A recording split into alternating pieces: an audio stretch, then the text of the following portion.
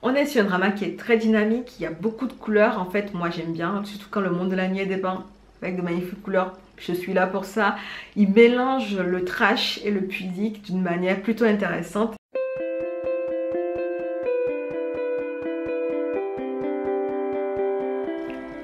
Hello, moi c'est Diane aka Titi et dans cette vidéo j'ai envie de vous faire une recommandation de drama asiatique sur Netflix France. C'est le deuxième volet de cette série et si vous n'avez pas vu le premier volet, je vous invite à aller le voir.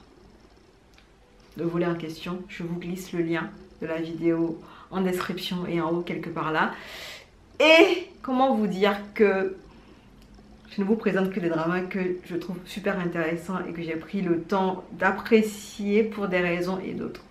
Donc, sans plus tarder, on va y aller parce qu'on a 10 dramas à développer, ne serait-ce qu'un tout petit peu. Let's go! Le premier drama dont j'ai envie de vous parler s'appelle Nevertheless. C'est un drama coréen qui fait 10 épisodes de 70 minutes et qui raconte l'histoire d'une étudiante en art qui s'appelle Nabi, qui a été vraiment déçue par l'amour et qui s'était promis qu'elle ne se laisserait plus emporter par l'amour en fait dans ses prochaines relations amoureuses. Elle va croiser le chemin d'un autre étudiant en art comme elle, du nom de Jaehoon, qui est du coup en fait, c'est un garçon qui est très attirant et qui est adepte des histoires plutôt légères. C'est un séducteur, c'est quelqu'un qui n'aime pas les histoires sérieuses et nos deux personnages, Nabi et Jaehoon, vont être attirés l'un par l'autre et à un moment donné, chacun d'eux va devoir revoir les limites qu'il pose pour les relations à un moment ou à un autre.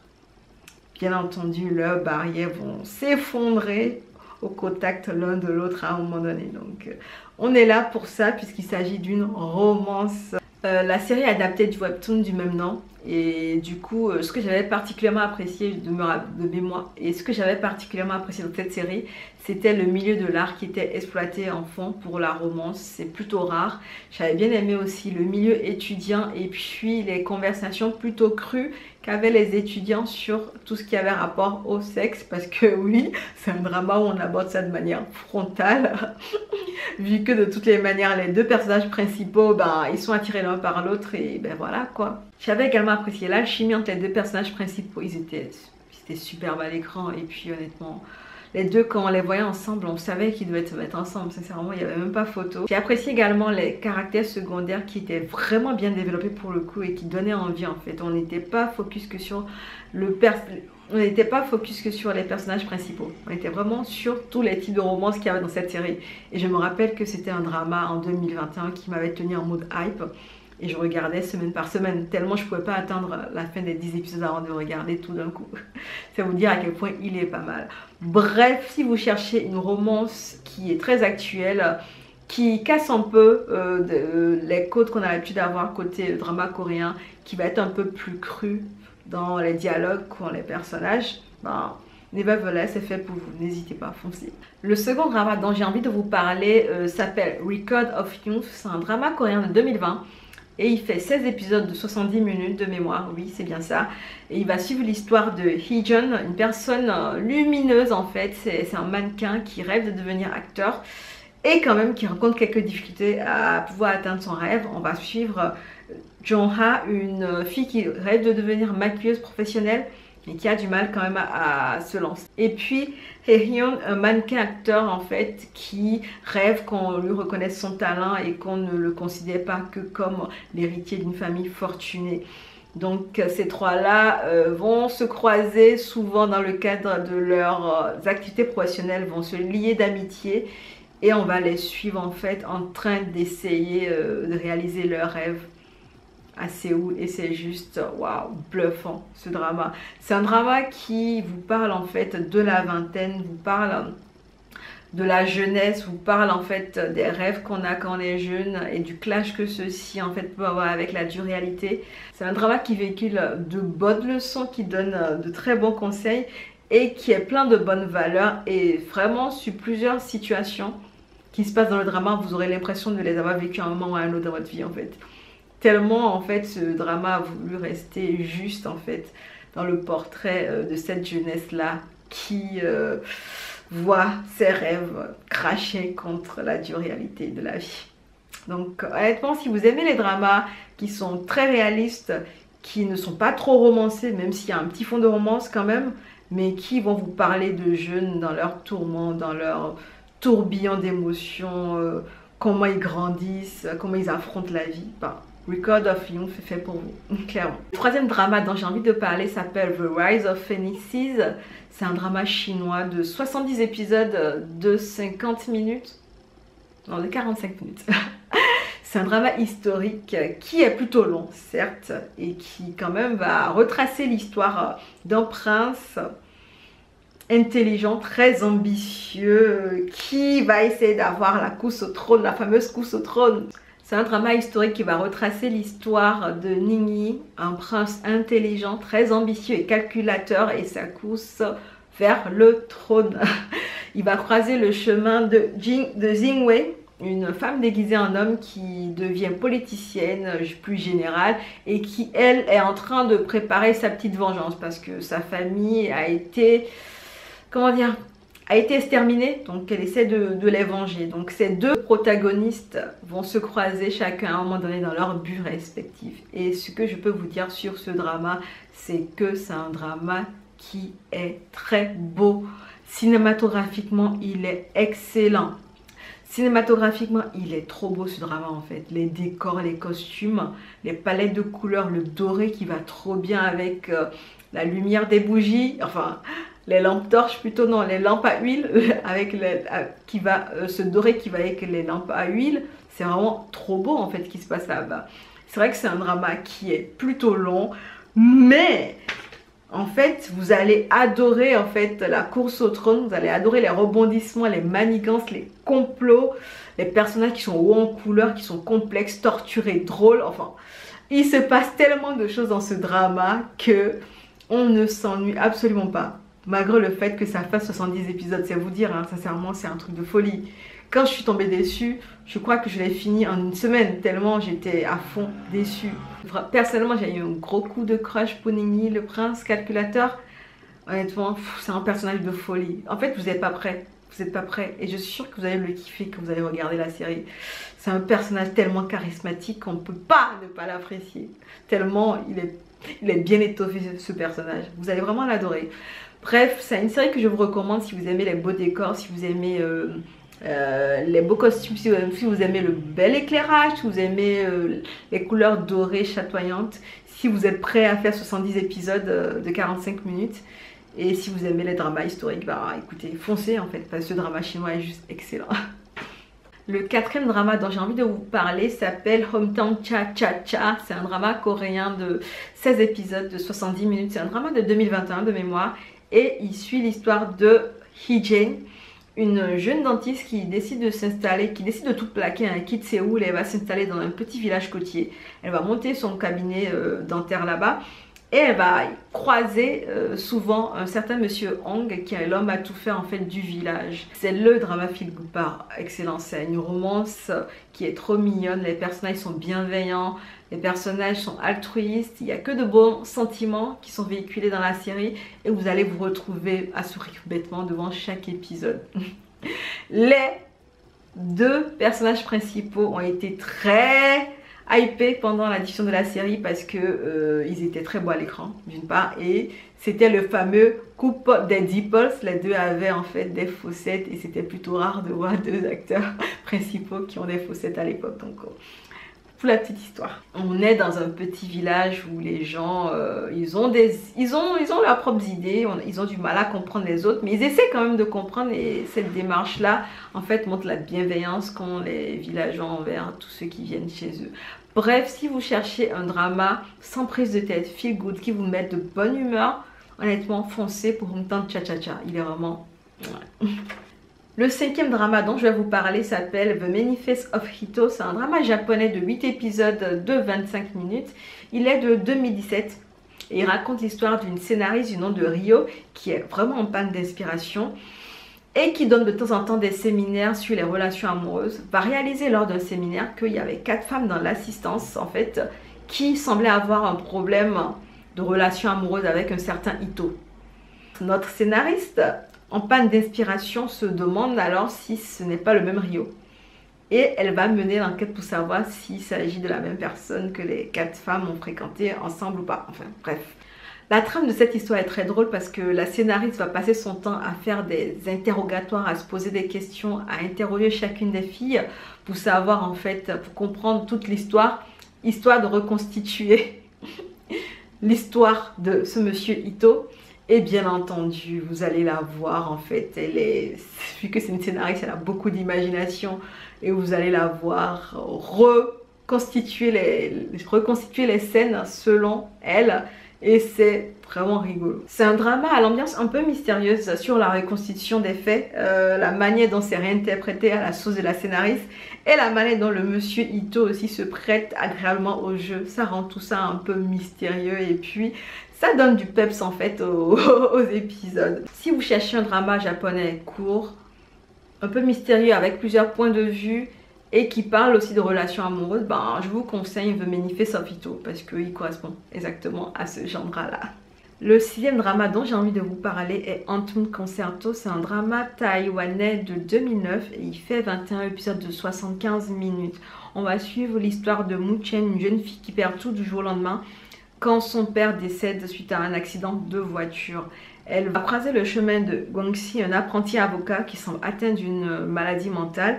Et les deux vont commencer à se voir, vont commencer à tomber en amour l'un pour l'autre jusqu'à ce que la maladie de Guangxi les rattrape. Alors, personnellement, Antoon Concerto, c'est mon drama taïwanais favori depuis 2009. Personne n'a pu le détrôner depuis 2009. C'est vous dire à quel point il est cher à mon cœur. C'est un drama qui a très bien vieilli selon moi et l'histoire est toujours aussi intéressante parce que je le re-regarde de temps en temps. Vous allez adorer en fait le casting de folie, l'alchimie entre les acteurs principaux, les sujets qui sont abordés. On parle de maladie mentale, on va parler de lutte de classe, bien entendu. Et sincèrement, big up à 3 acteurs dans cette série. Vous allez adorer le petit, sincèrement. Il y a un petit acteur qui joue un enfant. Vous allez le trouver trop cute. Il est juste adorable ce petit, honnêtement. De toutes les manières, je vous dis que c'est mon drama favori depuis 2009. Est-ce que j'ai besoin de trop m'éterniser pour vous donner envie d'aller le voir? Sincèrement, allez-y. C'est un trop beau drama en fait.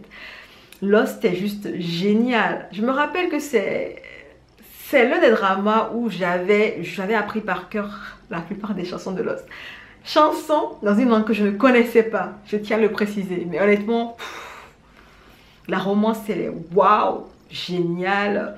L'histoire est bien développée. Les personnages sont super attachants. On prend goût à les suivre, on adore en fait leur évolution, on adore les acteurs qui jouent les rôles et puis que veut le peuple, sincèrement. Allez le voir, c'est tout ce que j'ai à dire.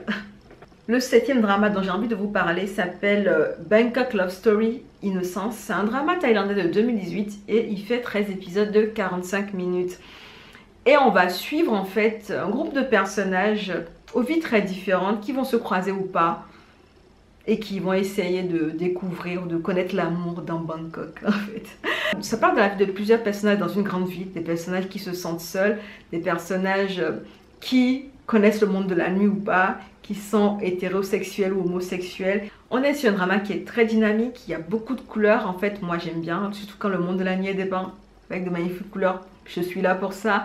Il mélange le trash et le pudique d'une manière plutôt intéressante et cela change de ce qu'on a l'habitude d'avoir dans le monde des dramas asiatiques. Donc personnellement c'était une expérience qui était super intéressante pour moi et je vous le recommande si vous aimez les dramas qui sortent des sentiers battus, qui proposent autre chose, qui ne sont pas trop lisses, qui sont un peu, vous savez, un peu rugueux, limite, qui sont un peu trash mais qui restent un peu décents. Enfin, c'est un mélange plutôt particulier. Si vous aimez ce genre de drama, n'hésitez pas, il est pas mal. Le 8e drama dont j'ai envie de vous parler, c'est My ID Is Gangnam Beauty. C'est un drama coréen de 2018 et il fait 16 épisodes de 60 minutes. On va suivre Mireille, une jeune fille coréenne qui est complexée par son physique et qui décide de se faire refaire le visage avant d'intégrer l'université. Le problème, c'est que la chirurgie qu'elle a fait, elle est vraiment très courante à Gangnam et elle se fait cramer direct quand elle commence l'université par ses collègues étudiants. Donc on va avoir une Mireille qui va se faire un peu brimer à cause de ça, qui va croiser le chemin de Gyeong-sung, un bel étudiant intelligent aussi qui préfère juger les personnes sur la beauté intérieure. C'est un drama qui est vraiment trop mignon et qui aborde un sujet très rare dans le drama, sincèrement, la chirurgie esthétique en Corée du Sud. C'est en fait de société là-bas, c'est un problème de société.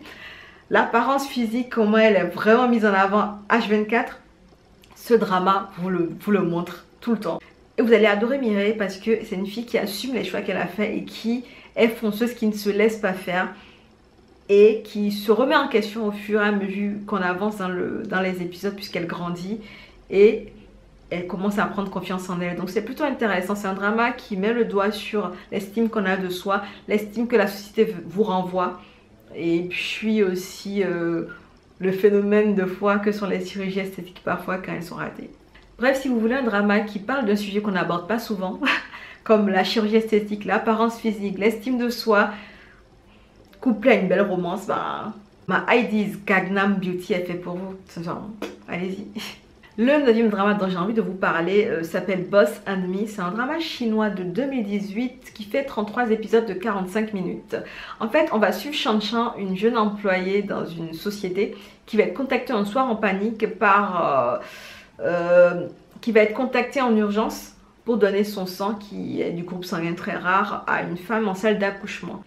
Elle se déplace, donne son sang et réalise après coup que la jeune fille dont elle vient de sauver la vie en donnant son sang est l'héritière de la société pour laquelle elle travaille.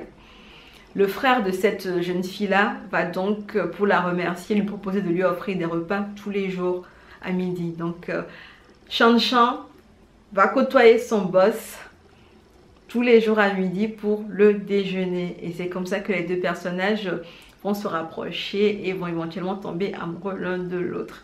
Alors, ce drama, c'est une romance un peu cliché. On a la fille naïve, pauvre, qui tombe amoureuse du boss, riche, mature et tout ça. Mais ce qui est intéressant dedans, ce sont les petits moments de cuteness parce que Shan Chan, elle est trop mignonne et elle évolue d'une manière qui est plutôt intéressante. Vous allez aimer voir grandir Shan Chan parce qu'elle prend de la maturité au fil des épisodes et c'est intéressant à voir. Vous allez aussi adorer Shan Chan avec son groupe de potes. Enfin, elles sont trop mignonnes quand ils font leurs discussions. On est sur une romance simple mais efficace qui donne les émotions là où il faut quoi. Sincèrement, c'était trop cute. Le 10e drama dont j'ai envie de vous parler s'appelle W Two Worlds Apart. C'est un drama coréen. Et avant Extraordinary You, il y avait W. C'était un drama de 2019 les amis. Il faisait 16 épisodes de 60 minutes. On va découvrir une jeune interne en chirurgie cardiaque qui s'appelle Yeonjun, qui va se retrouver catapultée dans le monde d'un webtoon à la disparition de son père qui est l'écrivain en fait du webtoon à succès. Elle va se retrouver mêlée à l'histoire du héros principal du webtoon. Elle va devoir aider Kang Chol, le héros principal en fait, à assouvir sa vengeance. Et c'est un drama qui mélange très bien romance, fantastique, suspense. On est beaucoup dans l'action. Le personnage principal est très intelligent. Donc on a beaucoup de réflexions. Ils arrivent à rendre l'histoire super cohérente et super intéressante. C'est vraiment très dynamique. On comprend la théorie du monde parallèle. On comprend les allers-retours. L'esthétisme était déjà top notch pour 2019. Non mais sincèrement, c'était un truc de ouf à l'époque. Si vous aimez les dramas dont les personnages principaux se retrouvent catapultés dans des webtoons, dans des mangas, je sais pas, ou tout ce que vous voulez, ben W, il est fait pour vous en fait parce qu'il mélange très bien fantastique, thriller, suspense, tout ce que vous voulez, romance en fait, il mélange tout ça très bien et l'histoire elle est juste de folie parce qu'on sait absolument pas ce qui va se passer à la fin. On est en mode hype jusqu'à la fin en fait parce que le suspense c'est jusqu'au bout. Bref, j'espère que vous avez apprécié ce deuxième volet. J'ai adoré vous partager les séries que je trouvais intéressantes sur Netflix, sincèrement. Et je vais continuer, il y aura bientôt un volet 3, vous inquiétez pas. Anyway, n'hésitez pas à me glisser en commentaire d'autres séries, peut-être que j'aurais oublié, je sais pas, peut-être que j'ai pas tout vu. Et surtout, si vous pensez regarder une des séries que je vous ai suggérées là, n'hésitez pas à me glisser ça en commentaire et me dire ce que vous en avez pensé à la fin du visionnage parce que j'aimerais bien avoir vos retours par rapport à mes recos, on sait jamais. Peut-être que vous allez apprécier ou pas apprécier, comme ça je pourrais ajuster, on sait jamais. Pour ma part, j'en ai fini avec cette vidéo, donc on se dit à bientôt dans une prochaine vidéo. En attendant, prenez soin de vous. Allez, ciao!